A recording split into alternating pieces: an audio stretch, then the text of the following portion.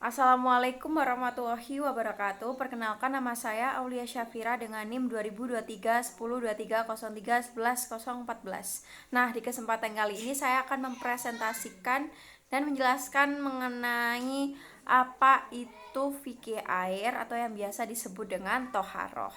Nah, untuk memahami jenis dan hukum air dalam Islam, dalam ajaran Islam ini, bersuci atau toharo memiliki kedudukan yang sangat penting.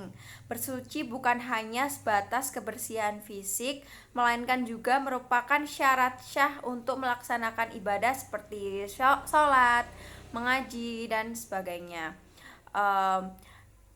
Salah satu sarana utama dalam bersuci ini adalah air tentunya. Oleh karena itu penting bagi setiap muslim untuk memahami apa itu jenis-jenis air serta penggunaannya dalam perspektif fikih air. Nah, selanjutnya ada pengertian mengenai fikih air ini apa. Nah, fikih air ini adalah bagian dari pembahasan ilmu fikih yang membahas hukum-hukum terkait air yang digunakan untuk bersuci atau toharoh tadi. Nah, dalam Islam tidak semua air bisa digunakan untuk bersuci nih teman-teman. Ada syarat-syarat tertentu yang harus dipenuhi agar air tersebut dianggap suci atau mensucikan. Ada satu dalil dalam Islam dalam Quran surat Al-Anbiya ayat 30. Di situ Allah Subhanahu wa taala berfirman, "Dan kami jadikan dari air segala sesuatu yang hidup." Ayat ini menjelaskan mengenai bahwa air tersebut adalah sumber kehidupan. Lalu Rasulullah Shallallahu alaihi wasallam juga bersabda, "Sesungguhnya air itu suci lagi mensucikan." Diriwayatkan oleh Abu Daud dan Tirmizi. Nah, hadis tersebut yang telah saya sebutkan itu menegaskan bahwa secara asalnya air itu adalah alat bersuci selama belum bercampur dengan hal-hal yang dapat mengubah kesucian dalam air tersebut. Jenis-jenis air menurut fikih ini ada banyak. Salah satunya adalah air mutlak, yaitu air yang masih murni belum bercampur dengan zat lain. Contohnya ada air hujan, air sungai, air laut, air sumur, dan air salju. Air ini hukumnya suci dan mensucikan. Artinya air ini mutlak dapat digunakan untuk wudhu, mandi wajib, dan menghilangkan najis. Yang kedua ada air mustakmal, yaitu air yang telah digunakan untuk bersuci dari hadas, misalnya air bekas wudhu atau air bekas mandi junub.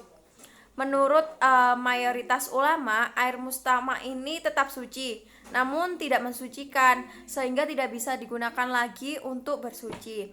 Yang ketiga ada air mukayat, yaitu air yang bercampur dengan benda suci lain sehingga mengubah sifat asli dari air tersebut, seperti air teh, air kopi, air mawar, dan air jeruk. Nah, hukum air ini adalah suci, tetapi tidak dapat digunakan untuk bersuci karena tidak lagi disebut air di dalam pengertian syar'i. Nah, yang terakhir ada air mutanajis, yaitu air yang terkena najis. Hukum penggunaannya tergantung pada dua hal, yaitu jumlah air dan perubahan sifat dari air tersebut.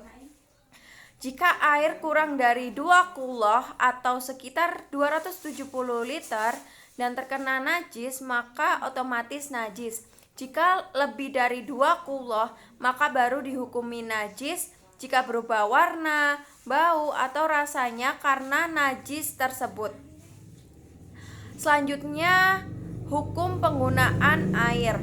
Hukum penggunaan air dalam bersuci dapat dirangkum di 3 hal: air suci dan mensucikan. Yang kedua ada air suci tapi tidak mensucikan. Yang ketiga adalah air najis.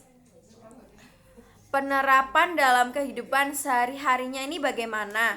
Nah, dalam praktiknya kita harus selektif dalam memilih air untuk bersuci, karena percuma kan kalau kita tidak mengenal air macam-macam air tersebut, lalu kita gunakan untuk bersuci, ternyata air tersebut ternyata tidak mensucikan. Nah, contoh penerapannya adalah air hujan dan air sungai itu bisa digunakan untuk wudhu atau mandi wajib selagi sifat-sifatnya tadi tidak masuk dalam kategori najis ya. Yang kedua ada air laut juga sah digunakan untuk bersuci sebagaimana sabda Nabi SAW, air laut itu suci dan mensucikan bangkainya halal, diriwayatkan oleh Abu Dawud. Yang ketiga adalah air bekas mencuci tangan, atau piring tidak bisa digunakan untuk bersuci. Nah, kesimpulan dari materi fikih air yang telah saya paparkan tadi adalah memahami fikih air ini adalah hal dasar dalam menjaga keabsahan ibadah. Islam sangat menekankan kebersihan dan kesucian baik lahir maupun batin. Dengan mengetahui jenis-jenis air tersebut, kita dapat memastikan ibadah yang kita lakukan sesuai dengan tuntunan syariat Islam. Suci itu belum tentu mensucikan, maka kita lebih bijak lagi dalam menggunakan air untuk berwudu, mandi, maupun bersuci dari najis. Sekian dari saya, kurang lebihnya mohon maaf. Wassalamualaikum warahmatullahi wabarakatuh.